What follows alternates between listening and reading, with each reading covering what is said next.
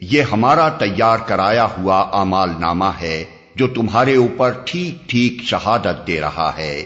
جو کچھ بھی تم کرتے تھے اسے ہم لکھواتے جا رہے تھے۔ پھر جو لوگ ایمان لائے تھے اور نیک عمل کرتے رہے تھے انہیں ان کا رب اپنی رحمت میں داخل کرے گا، اور یہی صریح کامیابی ہے۔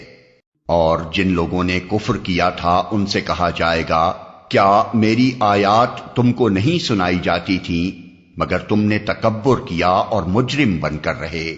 اور جب کہا جاتا تھا کہ اللہ کا وعدہ برحق ہے اور قیامت کے آنے میں کوئی شک نہیں، تو تم کہتے تھے کہ ہم نہیں جانتے قیامت کیا ہوتی ہے، ہم تو بس ایک گمان سا رکھتے ہیں، یقین ہم کو نہیں ہے۔